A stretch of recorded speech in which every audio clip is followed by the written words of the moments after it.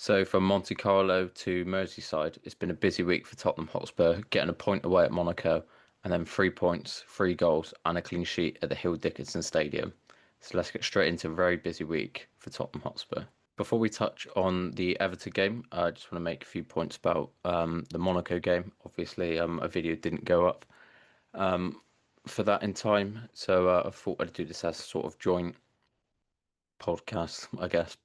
Um, in terms of the Monaco game, really, really a dull watch. You know, if you've been procrastinating, you need to do like a tax return or whatever sort of errand you need to run.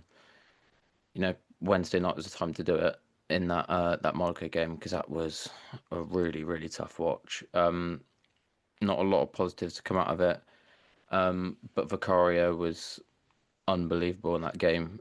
Probably his best game I've ever seen him have in a Tottenham top. Odegaard, I think he's slowly getting there. He's slowly getting there. I think he just needs that sort of killer instinct in the final third, but I think that will come with time. He's still only, I think he's like 20 years old.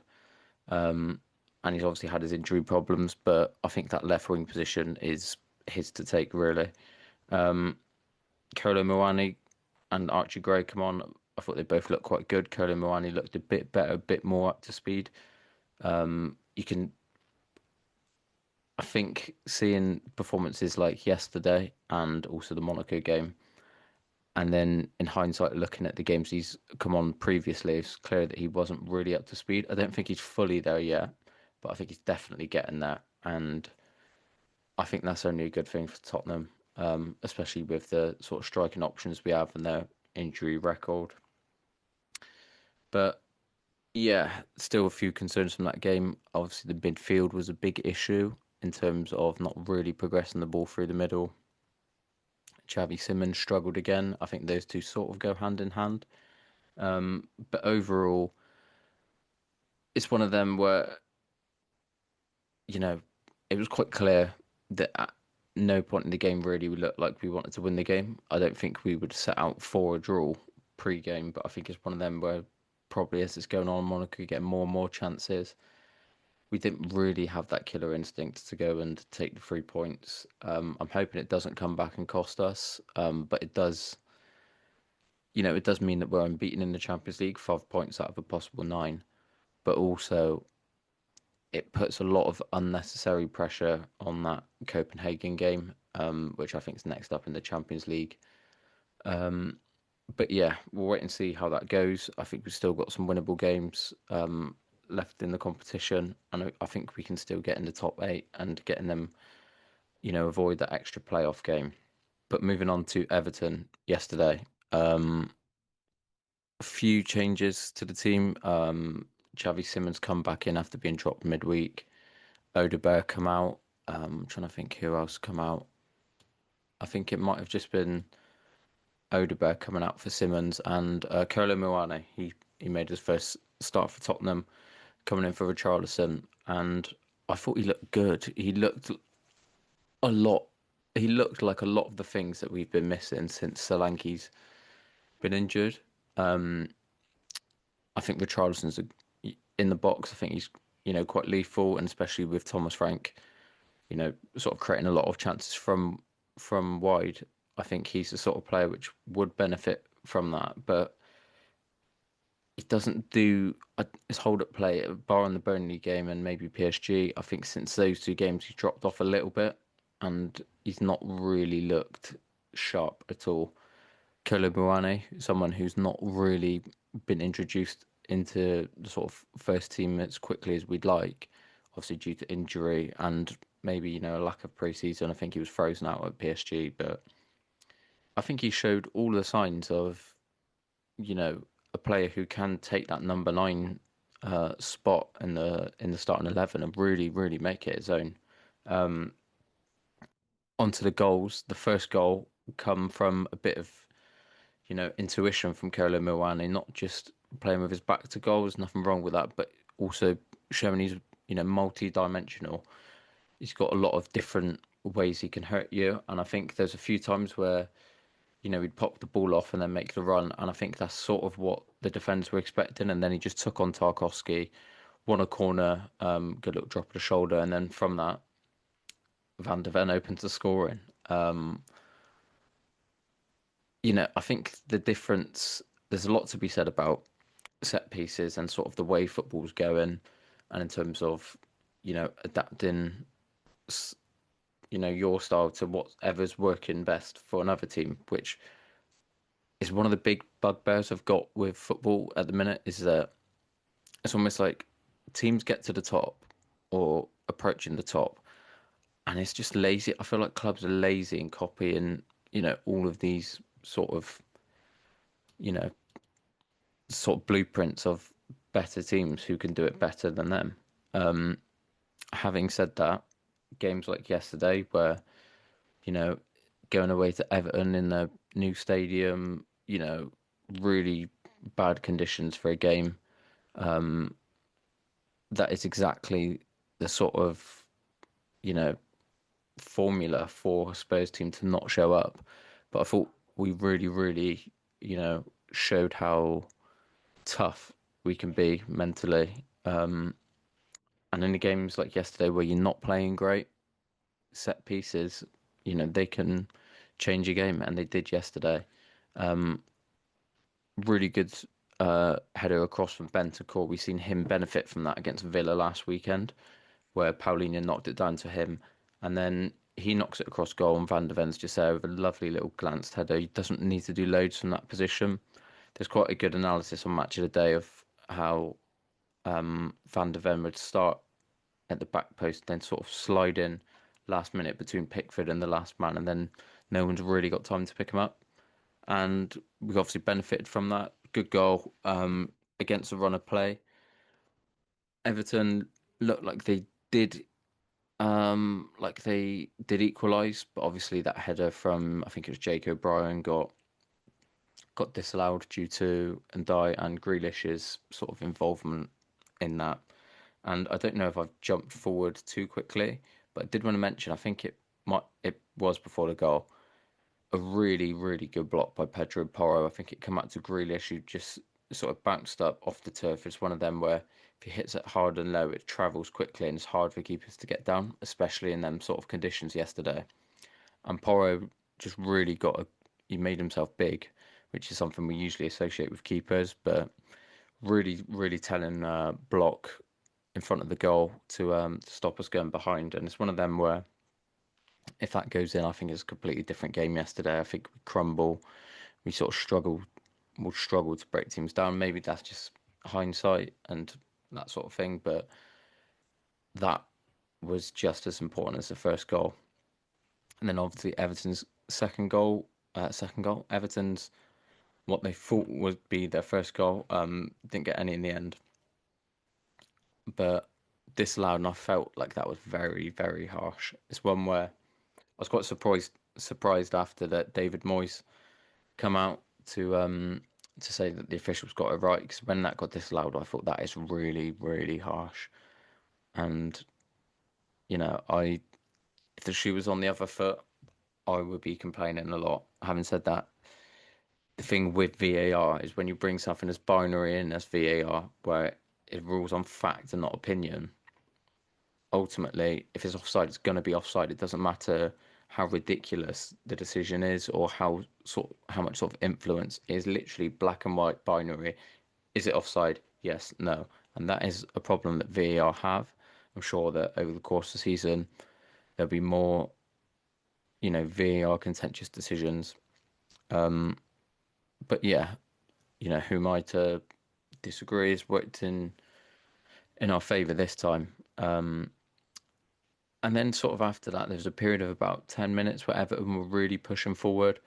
And then just sort of the last 10 minutes of the half, I feel like we sort of got a bit more of a foothold, slowed things down a little bit more, just sort of took the sting out of the game. And then obviously Van de Ven, just before halftime, gets his second. And obviously Van de Ven's going to take the plaudits for getting the two goals and ultimately probably winning us this game. But one thing that I don't think should go unnoticed is Pedro Porro's delivery for that second goal.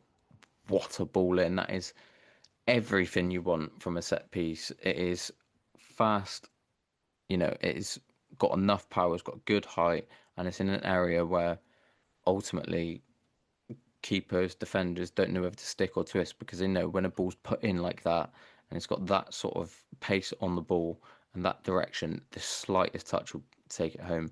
And I feel like that's ultimately why probably Van der Ven was able to get the header away because it was in that area where, people second guessing themselves. And in the Premier League, that is the elite of the elite in this country when it comes to football. That is the top level, probably in Europe in terms of just a spectacle and it just shows the quality and how sort of superhuman these players are just by the smallest thing, which probably is done in sort of a throwaway fashion. But Van de Ven gets the second goal. Really, really impressed with how we've used set pieces this season. I think that's Van de Ven's fifth goal. From the top of my head, I can remember he scored against PSG, Bodo, West Ham, and then got two yesterday. So that is five goals for Van de Ven. I think he might have had around five goals, or maybe not even that, in the 2 years prior to Frank joining. And as I'm recording this now, it's the 27th of October. He's our top scorer. And I seen a really funny tweet which made me laugh, and it was something about Van de Ven finally realising he's 6'4". And one thing that always gets picked up with Van de Ven is obviously how quick he is, but he's a fucking lump. Like he is a big, big bloke. And it's something that before I've always sort of thought that Romero would be that one attacking the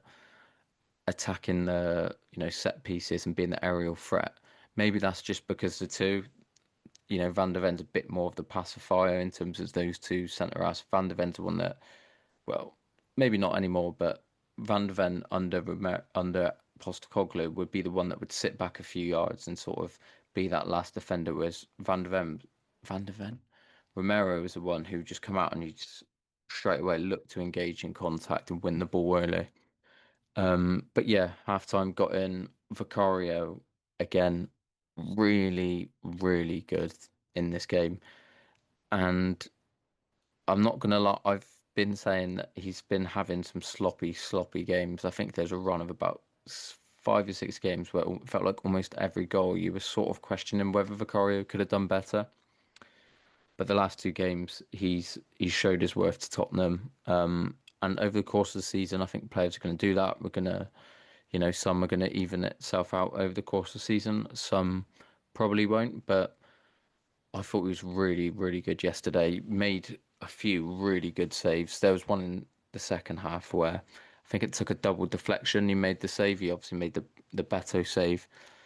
But generally, he just looked a lot better. And I think back to the Everton game, which was 2 years ago under Postecoglou. It was on my birthday. So I remember it pretty, not fondly because we could see the last minute. But that was a period where I think it was just after the City game when every team was really, really testing the set pieces. And that second half of the first season, he really, really struggled with set pieces. I remember the Arsenal game at home where we lost 3-2. They really, really done a number on Vicario. City did as well in the FA Cup. Everton did, and it was all sort of within, a few months. And a lot of people quickly had their perceptions around Vicario change completely because of that period. And I think it's something he got better at last season, which probably went under the radar because of how crap we were. But he's got a lot better, and he was coming for crosses yesterday. And look, maybe it's more of a sort of continental or European thing with goalkeepers now where they don't tend to catch the ball that much. You opt for that punch. And he'd done it a few times yesterday. We'd come out with these big, long arms, these, gangly long arms, and just claim it. And he'd done that on numerous occasions yesterday. And it is sort of promising because sometimes I think you see these traits with players, and you notice a pattern, and then I don't know if it's just because of how ingrained Spurs is in my head and sort of internal doom that I have with Tottenham. But you sort of think, oh, that's it, that's Hercules Hill. We thought we had a good goalkeeper, but this is a reason why no other teams come in for him. but he's really improved in that game, in that aspect of his game. Sorry, I should say. Two other people I want to give a really, really big shout out to was at the back, Kevin Danso. Really, really just, of a monster of a performance. And he's a player which I really, really think's been one of our best sort of additions that we've had in the last sort of 5 years. He's come in, he's really, really made a difference. When called upon, he doesn't seem to kick up a fuss that much. Just looking here, there's a stat from yesterday's game. Kevin Danso made 18 clearances against Everton, the most by a Tottenham player in a Premier League game since Jan Vertonghen made 21 against Burnley in December 2016. He also won 100% of his duels, 6 out of 6, and didn't commit a single foul against the Toffees. Danso, really, really high praise from him. He's a player which I'm sure they're probably maybe hindsight, but I don't tend to associate him having that many bad games with us. I can't think of any real games which stand out.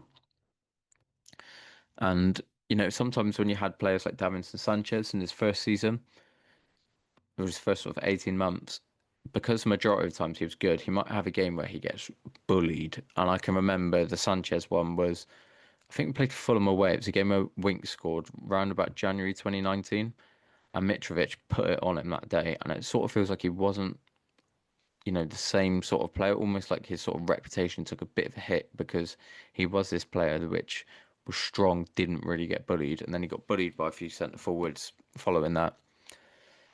And look, this isn't to say that Kevin Danso's never going to make a mistake, but generally, what's impressed me the most about Danso is he's just come in, he's come under the radar, he's flown under the radar, sorry, I should say.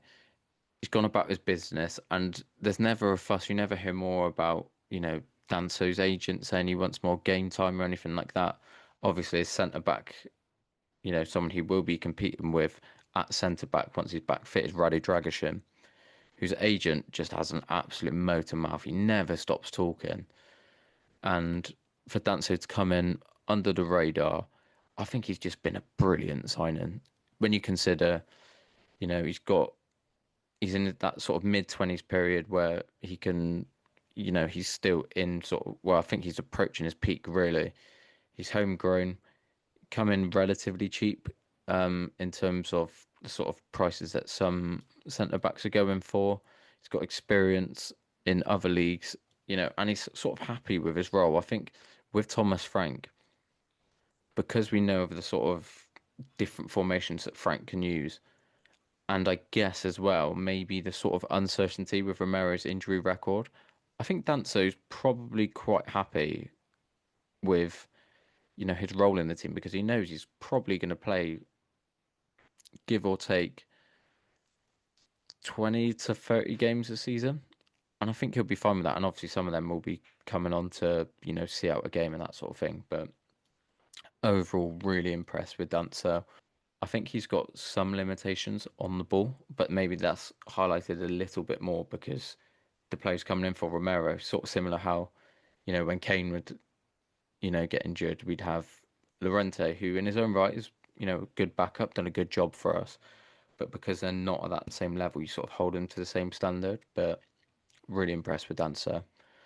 And for me, who I think is our best player on the day, João Paulinho, this guy, you know, yes, there's limitations about some of the midfield partners he's with Bentancur. Sometimes that's sort of become quite a contentious issue on Spurs Twitter and the sort of other sort of forums about Tottenham. But Paulinho, again yesterday, he's just everywhere. And I watched a really good analysis that Ben Haynes and Rob Daly, who both work for Tottenham, were doing in sort of, in-house media stuff, highlighting his role yesterday.